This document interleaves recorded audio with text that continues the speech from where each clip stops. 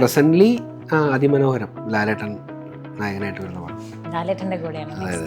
കഴിഞ്ഞ 2-3 മാസത്തിനിടയ്ക്ക് ഇപ്പോൾ 2 പടം റിലീസായി. പാട്രിയറ്റ്, അതിരടി. ഹർഷദാണ് ഇവരുടെ തമാശ രൂപേണ പറയണേ. ഭയങ്കര സിനിമ ഭ്രാന്തനാണ്. 22 ഫീമെയിൽ കോട്ടയത്തിന്റെ പ്രൊമോ വീഡിയോസിലാണ് ഞാൻ ആദ്യം. അപ്പോൾ ആ മരിച്ചുപോയ അച്ഛനായിട്ട് അതിലൂടെയാണ് നമ്മുടെ തുടക്കം. പക്ഷെ ഭയങ്കര ഐശ്വര്യമുള്ള തുടക്കമായിരുന്നു. വെരി ഹാപ്പി പോകുന്നത്. തൊണ്ടിപോലും ദൃസാക്ഷി എന്ന് പറഞ്ഞ സിനിമയിൽ ഞാൻ ഉണ്ട്, പക്ഷെ എന്നെ കാണില്ല. ഇരട്ടത്താണ്. പൂഞ്ചാട്ടയുടെ ഷൂട്ടിങ് കഴിഞ്ഞിട്ട് ഞാൻ വീട്ടിൽ വരുന്ന വഴിക്കാണ് എന്നെ ശ്യാം പുഷ്കരൻ വിളിച്ചിട്ട് വന്ന് പറ്റുമെങ്കിൽ കാണണമെന്ന്. കമന്റ്സ് ഒക്കെ ആണല്ലോ നമുക്ക് മുന്നോട്ട് പോകാനുള്ള ഒരു ഊർജ്ജം. അപ്പം എന്നെയൊക്കെ സംബന്ധിച്ച് പെട്ടെന്ന് അങ്ങനെ ചൂസ് ചെയ്യാൻ പറ്റുന്ന ഒരു സമയമല്ല. അങ്ങനെ ഇരിക്കുമ്പോൾ വല്ലപ്പോഴും ഒക്കെയാണ് ചിലപ്പോൾ ഇതുപോലത്തെ റോൾസ് അതിരടിയിലൊക്കെ ഷോർട്ട് ഫിലിം ചെയ്തിട്ടുണ്ടായിരുന്നു. എൻ്റെ സാറാമ്മയ്ക്ക് എന്ന് പറഞ്ഞിട്ട് ഞാൻ ചെയ്തതിൽ വെച്ചിട്ട് എനിക്ക് ഭയങ്കര ഇമോഷണലി ഭയങ്കര ഇഷ്ടപ്പെട്ട ഒരു സാധനമായിരുന്നു. എപ്പോഴും യൂട്യൂബിൽ കിടക്കുന്നുണ്ട്. എല്ലാവരും ഡിഫറെൻറ്റ് കൈൻഡ് ഓഫ് ആൾക്കാരാണ്. ആഷിക്കേട്ടൻ അങ്ങനെ ഒരു ആക്ഷൻ കട്ട് പറയുന്ന പോലും ചിലപ്പോൾ നമ്മൾ കേൾക്കില്ല. നമ്മൾ ഭയങ്കര കംഫർട്ടായിരിക്കും. പ്രത്യേകിച്ച് ഇൻട്രോയുടെ ആവശ്യമൊന്നും ഇല്ലാത്ത വളരെ ഫെമിലിയർ ആയിക്കൊണ്ടിരിക്കുന്ന ഒരു ഫേസ് ആണ് ഇന്ന് നമ്മളോടൊപ്പം ഉള്ളത്. Kiran Peethambaran, welcome to Grammys loop ചേട്ടാ.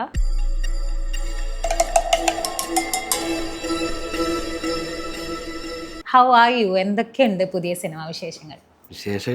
ഫസ്റ്റ് ഓഫ് ഓൾ സോഫാർ നന്നായിട്ട് തന്നെ പോകുന്നു. കഴിഞ്ഞ 2-3 മാസത്തിനിടയ്ക്ക് ഇപ്പോൾ 2 പടം റിലീസായി. പാട്രിയറ്റ്, പിന്നെ അതിരടി. പിന്നെ ഇപ്പം റിലീസ് ആവാനായിട്ട് ഇനി 2-3 പടങ്ങളുണ്ട്. ജൂലൈയിൽ വന്നിട്ട് ഉന്മാദം, ഷാഹി കബീർ എഴുതി കിരൺ ദാസ് ഡയറക്റ്റ് ചെയ്യണം. ചാക്കോച്ചൻ, ലിജോ മോളൊക്കെ അഭിനയിച്ച പടം. പിന്നെ മെഡിക്കൽ മിറാക്കിൾ, സംഗീത്, പിന്നെ ഷറഫുദ്ദീൻ അവരൊക്കെ അഭിനയിക്കുന്ന പടമാണ്. അത് ശ്യാമിൻ ഗിരീഷാണ് അതിൻ്റെ ഡയറക്ടർ. അപ്പം അത് രണ്ടും എനിക്ക് തോന്നുന്നത് ജൂലൈ 23rd 24th ആയിട്ട് 2 ദിവസമായിട്ട് എനിക്ക് 2 പടം. ഭയങ്കര ബിസിയാണെന്ന് തോന്നുന്നു. മൊത്തത്തിൽ ഷൂട്ട്സ്, അപ്കമിങ് ഷൂട്ട്സ് കുറേ പ്രസന്റ്ലി അതിമനോഹരം തരുൺ ഡയറക്ട് ചെയ്യുന്ന പടം. ലാലേട്ടൻ നായകനായിട്ട് വരുന്ന പടം. ലാലേട്ടന്റെ കൂടെയാണ്. അതെ അതെ. തൊടുപുഴയാണ് അത് നടന്നുകൊണ്ടിരിക്കുന്നത്. അപ്പം ഇപ്പോൾ ഒരു ബ്രേക്കാണ്. ജൂലൈ 2 മുതൽ വീണ്ടും സ്റ്റാർട്ട് ചെയ്യും. ചേട്ടൻ്റെ ഫേസ് കാണുമ്പോൾ ഭയങ്കര ഫെമിലിയർ ആയിട്ട് തോന്നും. എന്താണെന്ന് വെച്ചാൽ ഒരു വട്ടം തന്നെ ചേട്ടൻ്റെ ഫേസ് കണ്ടാൽ ഭയങ്കര ലൈക്ക് ഇറ്റ്സ് എച്ച്ഡ് ഇൻ ആ മെമ്മറി പോലെയാണ്. അങ്ങനെ തന്നെയായിരുന്നു ചേട്ടൻ്റെ എൻട്രി ടു ദ സിനിമ. ചേട്ടൻ്റെ ഒരു ഫോട്ടോ വെച്ചാണ് ചേട്ടൻ സിനിമയിലേക്ക് കയറിയത്, ഗപ്പിയിൽ. So how was that journey ചേട്ടൻ? എങ്ങനെയായിരുന്നു അതിലേക്ക് എത്തിയത്? കുറച്ചൊരു വലിയ ജേർണി ആയിരുന്നു അത്.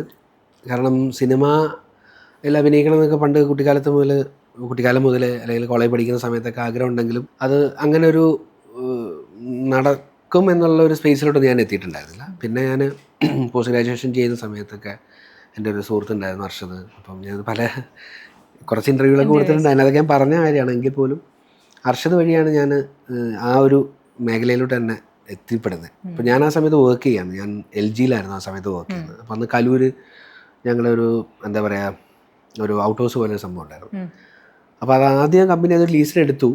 ഈ ട്രെയിനി പിള്ളേരൊക്കെ വരുമ്പോൾ അവർക്ക് താമസിക്കാനൊക്കെ ആയിട്ട് എടുത്തായിരുന്നു. പക്ഷേ അവർ ഈ ട്രെയിനി പിള്ളേർ വരുന്ന സമയത്ത് അവർക്ക് അവിടെ അവർ ഉദ്ദേശിക്കുന്ന വലിയൊരു ഫെസിലിറ്റി ഒന്നുമില്ല, നല്ല ഹോട്ടൽ അടുത്തുമില്ല. അപ്പോൾ അവരൊക്കെ പഴയതുപോലെ ഹോട്ടലുകളിലോട്ടും റെനൈസൻസിലോട്ടോ മേഴ്സി എസ്റ്റേറ്റിലോട്ടൊക്കെയാണ് അവർ പോയി താമസിക്കുക. അപ്പോൾ ഇത് ഈ ഔട്ട് ഹൗസ് ഇങ്ങനെ ഒരു എന്താ പറയുക അനാഥപ്രേതം പോലെ ആയി. അപ്പോൾ അന്ന് LGയുടെ ബ്രാഞ്ച് മാനേജർ മാർട്ടിൻ സാർ എൻ്റെ അടുത്ത് പറഞ്ഞ്, നീ തൽക്കാലം അതിൻ്റെ ഒരു എന്താ പറയുക കാര്യസ്ഥരായിട്ട് അവിടെ നിന്നോ, മാസം ഒരു ചെറിയ വാടക പോലെ എന്തെങ്കിലും കൊടുത്താൽ മതി. അപ്പോൾ അതൊരു വലിയൊരു ബംഗ്ലാവ് പോലത്തെ ഒരു വീടായിരുന്നു. അപ്പോൾ എനിക്ക് അവിടെ ഒറ്റയ്ക്ക് താമസിക്കാൻ ഭയങ്കര മടിയായി, ചെറിയ പേടിയായി. അപ്പോൾ അത് എൻ്റെ ഒരു കൊളീഗ് ഉണ്ടായിരുന്നു, എൻ്റെ കൂടെ പഠിച്ച അർഷദ് അലി. അവനെ അന്ന് ഞങ്ങൾ ഇടയ്ക്കിടയ്ക്ക് ഒരുമിച്ച് താമസിക്കുന്നതൊക്കെയാണ്. അപ്പോൾ അവനും അന്ന് എറണാകുളത്ത് വർക്ക് ചെയ്യാൻ. അപ്പോൾ ഞാൻ എൻ്റെ കൂടെ കൊണ്ടുവന്ന് അവിടെ താമസിപ്പിച്ചു. കാരണം എല്ലാം ഒറ്റയ്ക്ക് താമസിക്കാൻ ഭയങ്കര ബോറല്ലേ, ഞങ്ങളത് കല്യാണമൊന്നും കഴിച്ചിട്ടില്ല. അങ്ങനെ ഇരിക്കുമ്പോൾ ഇവനെ കാണാനായിട്ട് കുറച്ച് പേരൊക്കെ വരും.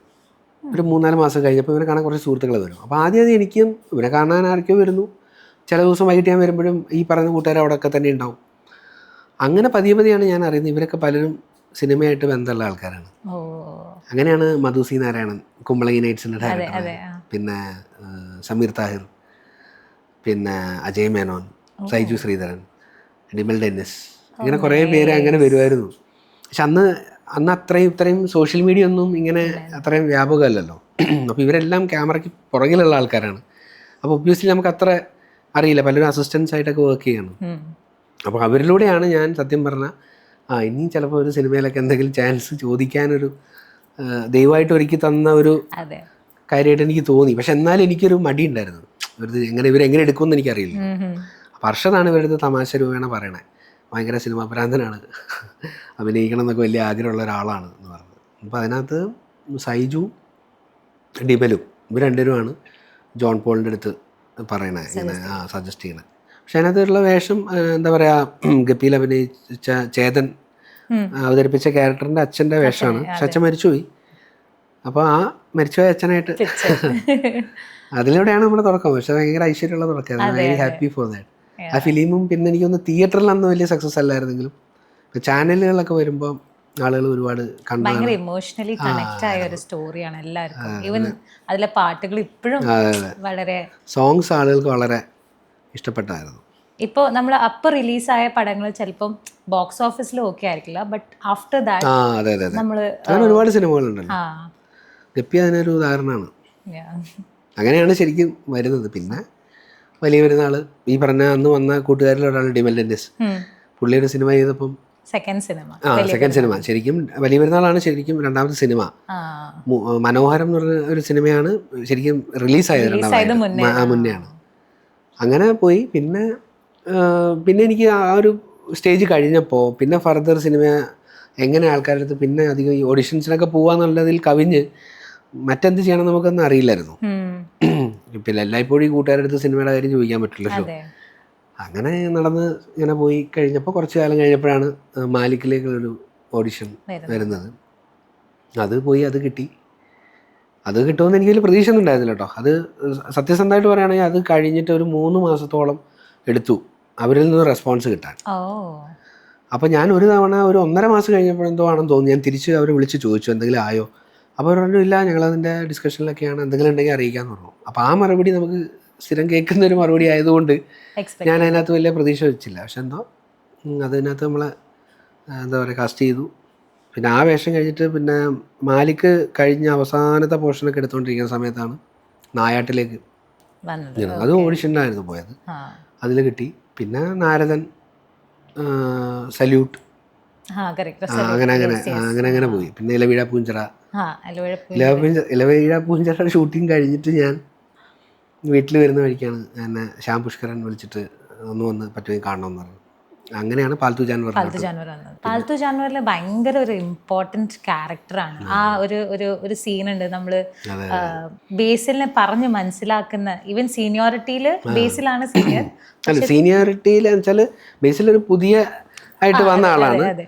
പിന്നെ ക്വാളിഫിക്കേഷനിൽ പുള്ളിയാണ് കുറച്ചുകൂടി ക്വാളിഫൈഡ്. Experience vice ഇയാൾക്കാണ്. അപ്പോൾ അതിനകത്ത് ഉണ്ടാകുന്ന ആ ഡിസ്കഷൻ പോയിന്റ് അല്ലേ, അതാണ് അതായത് നല്ലൊരു സീനായിട്ട് പലരും പറഞ്ഞിട്ട് സന്തോഷം. You made me understood what you was suppose to do, or you know അങ്ങനത്തെ ഒരു ഇതായിരുന്നു. ക്യാരക്ടർ ഭയങ്കര ഇമ്പോർട്ടൻറ്റ് ഒരു റോൾ പ്ലേ ചെയ്യണ പോലെയായിരുന്നു അതിൽ. അല്ല, അത് അന്ന് ആ സിനിമയുടെ ഇതിന് ഇവർ ശ്യാമൊക്കെ വിളിച്ച സമയത്താണെങ്കിലും അവരെന്നോട് പറഞ്ഞായിരുന്നു ഇതിനകത്ത് ഇങ്ങനെ ഒരു സീക്വൻസ് ഉണ്ട്, ഇതിനകത്താണ് ഈ ക്യാരക്ടറിൻ്റെ ശരിക്കുള്ള സ്വഭാവം പുറത്തേക്ക് വരുന്നത്. അയാളെ മദ്യപിച്ച് കഴിയുമ്പോഴാണ് അയാൾക്ക് ഇങ്ങനെയൊക്കെയുള്ള കുറച്ച് ഈഗോ അയാൾ ഉള്ളിലുണ്ടെന്നുള്ളത് പുറത്ത് വരേണ്ടത്. അപ്പോൾ വളരെ ശാന്തമായിട്ട് തുടങ്ങി പതിയെ അത് വരണം. അപ്പോൾ അത് നമുക്കത് അവസാനമാണ് എടുക്കുന്നത്. അപ്പോൾ അതൊന്ന് അവരാദ്യം ഇതിനെക്കുറിച്ച് പറഞ്ഞിട്ടുണ്ടായിരുന്നു. അപ്പോൾ പിന്നെ അത് അന്ന് ചെയ്തപ്പോൾ അങ്ങ് ഒത്തു വന്നു. അവരെല്ലാവരും ഉണ്ടായിരുന്നു. ഡയറക്ടർ സംഗീതമായിരുന്നു, പിന്നെ അനീഷ് അഞ്ജലി റൈറ്റർ, ശ്യാം ഉണ്ടായിരുന്നു അവിടെ. അത് പിന്നെ കുറേ പേര് കണ്ടപ്പം അന്നൊരു ഓണക്കാലത്ത് ഇറങ്ങിയ സിനിമയാണ്. കുറേ പേരൊക്കെ കൊള്ളാമെന്നൊക്കെ പറഞ്ഞപ്പോൾ ഒരു സന്തോഷം. നമുക്ക് അങ്ങനെ കിട്ടുന്ന ചില കമൻസ് ഒക്കെ ആണല്ലോ നമുക്ക് മുന്നോട്ട് പോകാനുള്ളൊരു ഊർജ്ജം. Absolutely. First time on camera എന്തായിരുന്നു? First time on camera short film ആയിരുന്നോ അതോ മൂവി തന്നെയായിരുന്നോ? ഇതിപ്പോൾ മൂവി ഒക്കെ ബിഗ് ഫിലിം ഒരെണ്ണമായിരുന്നു, അതല്ലാണ്ട് first time on camera act ചെയ്തത് അത് 22 ഫീമെയിൽ കോട്ടയത്തിൻ്റെ പ്രൊമോ വീഡിയോസിലാണ് ഞാൻ ആദ്യം ചെയ്തത്. അന്ന് അതിൻ്റെ ആ സിനിമയുടെ മാർക്കറ്റിങ്ങിനനുബന്ധിച്ചൊരു 3-4 പ്രൊമോ വീഡിയോസ് ചെയ്തിട്ടുണ്ടായിരുന്നു. അതിനകത്ത് ഒരു പ്രൊമോ വീഡിയോയിൽ ഇങ്ങനെ പാർക്കിലിരുന്ന സ്ത്രീകളെ ശല്യപ്പെടുത്തുന്ന ഒരാളായിട്ട് ചെയ്തത്. അത് ഫോട്ടോ കൊച്ചിയിലാണ് ഷൂട്ട് ചെയ്തത്. അതാണ് ആദ്യം. പിന്നെ ഗപ്പി, പിന്നെയാണ് ഗപ്പി വരുന്നത്. പിന്നെ ഉണ്ട് നമ്മുടെ തൊണ്ടിമൂലം ദൃസാക്ഷി എന്നുള്ള സിനിമയിൽ ഞാനുണ്ട്, പക്ഷെ എന്നെ കാണില്ല, ഇരട്ടത്താണ്. അതെ. പക്ഷെ അത് ചെറിയ ഷോട്ടായിരുന്നു. അതായത് ആ സിനിമ തുടക്കത്തിൽ ഇങ്ങനെ സുരാജ് വെഞ്ഞാറം കൊണ്ട് അഭിനയിക്കുന്ന ക്യാരക്ടർ ഉണ്ടല്ലോ, പുള്ളി ചെയ്യുന്ന ക്യാരക്ടർ ഇങ്ങനെ ഇറങ്ങി വരുമ്പോൾ, ഒരു നാടകം കൊണ്ട് ഇറങ്ങി വരുമ്പോൾ ഒരു ഓട്ടോയിലിരുന്നിട്ട് പ്രസാദ് വാ ഒരെണ്ണം അടിച്ചിട്ട് പോകാൻ കണ്ട പറയുന്ന ഒരു സീക്വൻസ്. അപ്പോൾ ഓട്ടോയിൽ ഇരിക്കുന്ന ഒരാൾ ഞാനാണ്, പക്ഷെ അത് ആ ഷോട്ടിൽ എന്നെ കാണില്ല. അപ്പം അല്ല ടെക്നിക്കലി ചോദിക്കുകയാണെന്നുണ്ടെങ്കിൽ അങ്ങനെയൊക്കെയാണ് വന്നത്. പിന്നെയാണ് നമുക്ക് ഇപ്പം വലിയ പെരുന്നാൾ പോലത്തെ ഒരു പടത്തിലോട്ട് ഇങ്ങനെ കിട്ടുന്നതൊക്കെ. അതൊരു ത്രൂ ഔട്ട് ഒരു വിസിബിൾ ആയിട്ടുള്ള ക്യാരക്ടറായിരുന്നു. ചേട്ടന് കൂടുതലും റോൾസ് വല്ല പോലീസ് വേഷങ്ങൾ അല്ലെങ്കിൽ പൊളിറ്റീഷ്യൻ, യൂഷ്വലി ഭയങ്കര കാണുമ്പോൾ എന്താ പറയുക പേടി തോന്നല്ല, ഭീകരമായിട്ട് തോന്നും. പക്ഷേ യൂഷ്വലി ഇത്തിരിയൊക്കെ, പക്ഷെ ഇപ്പോൾ കാണുമ്പോഴും സംസാരിക്കുമ്പോൾ ഭയങ്കര സ്വീറ്റ് ഹാർട്ടാണ്. അതേപോലെ ഒരു ഇമോഷണൽ ക്യാരക്ടർ ചെയ്തത് ഐ തിങ്ക് റീസെൻ്റ്ലി അതിരടി മൂവിയിലാണ്. ഭയങ്കര ഒരു ഇമോഷണൽ യെസ്, മകളെ നഷ്ടപ്പെട്ട ഒരു അച്ഛൻ. അതെങ്ങനെയായിരുന്നു ചേട്ടൻ ആ ഒരു ജേർണി? How was it? എന്ന് വെച്ചാൽ എനിക്ക് തോന്നുന്നത് മാലിക്കിലാണ് ഞാൻ അല്ല വലിയ പെരുന്നാളിൻ്റെ ഒരു പോലീസ് വേഷമായിരുന്നു, പോലീസ് ജീപ്പ് ഡ്രൈവർ വേഷമായിരുന്നു. അത് കഴിഞ്ഞിട്ട് പിന്നെ മാലിക്കിലെ പോലീസ് വേഷം, അത് കഴിഞ്ഞിട്ട് പിന്നെ കുറേ പോലീസ് വേഷങ്ങൾ വന്നു. അപ്പോൾ അല്ലെങ്കിൽ പൊളിറ്റീഷ്യൻ കൈൻഡ് ഓഫ് ക്യാരക്ടേഴ്സാണ് അധികം വന്നിട്ടുള്ളത്. എല്ലാത്തിനും ഇച്ചിരി കണ്ണിങ് ആയിട്ടുള്ള ക്യാരക്ടറൊക്കെ ആയിരുന്നു. അപ്പോൾ ഇപ്പം എന്നെയൊക്കെ സംബന്ധിച്ച് പെട്ടെന്ന് അങ്ങനെ ചൂസ് ചെയ്യാൻ പറ്റുന്ന ഒരു സമയമല്ല. അപ്പോൾ വരുന്നതിൽ നല്ലത് ചെയ്യുക എന്നുള്ളത് എനിക്കിപ്പോൾ ചെയ്യാൻ പറ്റുള്ളൂ. അങ്ങനെ ഇരിക്കുമ്പോൾ വല്ലപ്പോഴും ഒക്കെയാണ് ചിലപ്പോൾ ഇതുപോലത്തെ റോൾസ് വരിക. അതിരടിയിലൊക്കെ അതിരടിയിൽ അതിൽ എൻ്റെ അസോസിയേറ്റ് ഉണ്ട് സോഹിൽ, പിന്നെ സമീർക്ക ആണ് എൻ്റെ പ്രൊഡ്യൂസർ. അപ്പം പുള്ളി പല പടങ്ങളും പ്രൊഡ്യൂസ് ചെയ്തിട്ടുണ്ടല്ലോ. അപ്പോൾ കലി അങ്ങനെ ഒരുപാട് പടങ്ങൾ ചെയ്തിട്ടുണ്ട്. അപ്പോൾ പണ്ട് ഞാൻ പറയില്ല LG വർക്ക് ചെയ്തുകൊണ്ടിരിക്കുമ്പോൾ അന്ന് അവിടെ വരുമായിരുന്നു, അങ്ങനെയുള്ള പരിചയമുണ്ട്. പക്ഷേ ഞങ്ങളങ്ങനെ നിരന്തര സമ്പർക്കമൊന്നുമില്ല, വല്ലപ്പോഴൊക്കെ ഒരു മെസ്സേജോ എന്തെങ്കിലും ഒക്കെ അയക്കുമെങ്കിലൊക്കെയാണ്. അപ്പം ഞാൻ ഏതെങ്കിലുമൊക്കെ ഒരു പടം പുള്ളി അനൗൺസ് ചെയ്ത് കഴിയുമ്പോൾ ഒന്ന് വിളിക്കും. അപ്പോൾ പുള്ളി എന്നോട് പറയും, ഷോ അത് ആ സമയത്ത് ഓർക്കുന്നില്ല, ഇത് ഓർത്ത് വിളിക്കണമല്ലോ. അപ്പോൾ അത് പല കാരണങ്ങളുണ്ടാവാം. അങ്ങനെ ഇപ്രാവശ്യം ഞാൻ ആദ്യമേ ഒന്ന് വിളിച്ച പുള്ളി പറഞ്ഞാൽ ഇപ്രാവശ്യം എന്തായാലും ഇതിനകത്തൊരു റോളുണ്ട്, എന്താണെന്നുള്ളവൻ തീരുമാനിക്കട്ടെ എന്ന് പറഞ്ഞു. അങ്ങനെയാണ് അറിഞ്ഞത്. ഇതിനകത്തൊരു 3-4 സീനിലേ ഉള്ളൂ, പക്ഷേ എങ്കിൽ അത് ഇത്തിരി നല്ല ഇമോഷണലി കുറച്ച് ഒരു ഡെപ്തൊക്കെ ഉള്ള ഒരു ക്യാരക്ടറാണ്. അപ്പോൾ നീ ചെയ്ത് വലിപ്പിക്കാൻ പറ്റുമെങ്കിൽ വലിപ്പിക്കാൻ പറഞ്ഞു. അത് കുഴപ്പമില്ലാന്ന് തോന്നി. ഭയങ്കര ബ്യൂട്ടിഫുൾ ആയിട്ട് വന്നിട്ടുണ്ടായിരുന്നു. അത് ഒരു ഇമോഷണൽ കണക്ട് കിട്ടിയായിരുന്നു എല്ലാവർക്കും. അതായത് വലിയ ഇമോഷൻസ് ഒന്നും അതിനകത്ത് കാണിക്കാനില്ല, പക്ഷെ എന്നാലും അത് കണക്ട് ആയി. അത് അങ്ങനെ ചെയ്യാനാണ് അവർ പറഞ്ഞത്. അത് കണക്ട് ആയിട്ടുണ്ടെങ്കിൽ സന്തോഷം. ഇപ്പോൾ പൊളിറ്റീഷ്യൻസ് പോലീസ് ക്യാരക്ടേഴ്സ് അല്ലാണ്ട് നമ്മളിപ്പം ഇമോഷണൽ ഡെപ്ത് ഉള്ള അല്ലെങ്കിൽ ഇമോഷണൽ ആർക്കുള്ള ക്യാരക്ടേഴ്സ് ചേട്ടന് ചെയ്യാൻ താല്പര്യമുണ്ടോ, അല്ലെങ്കിൽ അങ്ങനെ എന്തെങ്കിലും ചെയ്തിട്ടുണ്ടോ ചേട്ടൻ ഇതിന് മുന്നേ? അങ്ങനെ ചെയ്തിട്ടുള്ളത് ഒരു 2 years ബാക്ക് ഒരു ഷോർട്ട് ഫിലിം ചെയ്തിട്ടുണ്ടായിരുന്നു, എൻ്റെ സാറാമ്മയ്ക്ക് എന്ന് പറഞ്ഞിട്ട്. അത് സത്യജിത്ത് എന്ന് പറഞ്ഞിട്ട് എൻ്റെ സുഹൃത്താണ് ഡയറക്റ്റ് ചെയ്തത്. അപ്പോൾ അതിലിതുപോലെ ഒരു ഇമോഷണൽ ട്രാവലുള്ള ഒരു ബസ് കണ്ടക്ടറുടെ വേഷമായിരുന്നു. അയാൾക്കൊരു ബസ്സിൽ ഒരു ദിവസം ബസ്സിൻ്റെ ട്രിപ്പെല്ലാം കഴിഞ്ഞ് പോകാൻ നേരത്ത് അവിടെ ഒരു ബൊക്കെ കിട്ടുന്നു, അതേതോ ഒരു ലേഡിക്ക് വേണ്ടിയിട്ട്. അപ്പോൾ അത് ആ കണ്ടക്ടർക്ക് അതിനകത്തൊരു കൗതുകം തോന്നി. അയാൾ അതാരായിരിക്കാം ആ ലേഡി എന്നൊരു ചെറിയൊരു അന്വേഷണം അയാളുടെ രീതിയിൽ ഒരു യാത്ര പോകുന്നത്, ഒടുക്കം അയാൾ ആ ലേഡിയെ തിരിച്ചറിയുന്നതും ആയിട്ടുള്ളൊരു ട്രാവലാണ്. അപ്പോൾ അധികം ഡയലോഗ്സ് ഒന്നുമില്ല അതിനകത്ത്, പക്ഷേ അതിനകത്ത് ലാസ്റ്റ് ആ ഒരു ലേഡി തന്നെ ആണെന്നറിയുമ്പോഴേ അത് വളരെ നല്ല രസമാണ്. ഒരു കുഞ്ഞു സാധനമായിരുന്നു. എനിക്കതിനകത്ത് വളരെ പ്രത്യേകത തോന്നി. എന്താണെന്ന് വെച്ചാൽ ഞാനത് നമ്മുടെ ഇപ്പോൾ ഇൻഡസ്ട്രിയിലുള്ള കുറച്ച് പേരെയൊക്കെ അത് കാണിച്ചിട്ടുണ്ടായിരുന്നു. അപ്പോൾ അതിനകത്ത് സൈജു ശ്രീധരൻ എന്ന് പറഞ്ഞിട്ട് എൻ്റെ ഫ്രണ്ടുണ്ട്, എഡിറ്ററാണ് പുള്ളി. ഇപ്പോൾ ഫൂട്ടേജ് എന്ന് പറഞ്ഞ സിനിമ ചെയ്ത ഡയറക്ടറാണ് പുള്ളി. അത് കണ്ടിട്ട് വളരെ നല്ല അഭിപ്രായമാണ്. അത് എൻ്റെ മേക്കേഴ്സിന് എൻ്റെ ഡയറക്ടറിൻ്റെ അടുത്തും റൈറ്ററിൻ്റെ അടുത്തും ഒക്കെ പറയാം നല്ല രീതിയിൽ അത് ചെയ്തിട്ടുണ്ടെന്ന് പറയാം. അപ്പോൾ അത് കേട്ട് ഭയങ്കര സന്തോഷം തോന്നി. കുറച്ച് പേരൊക്കെ കണ്ടിട്ട്, എനിക്കൊന്ന് വളരെ കുറച്ച് പേരെ കണ്ടിട്ടുള്ളൂ, കുറച്ച് മുന്നേ ഇറങ്ങിയതാണ്.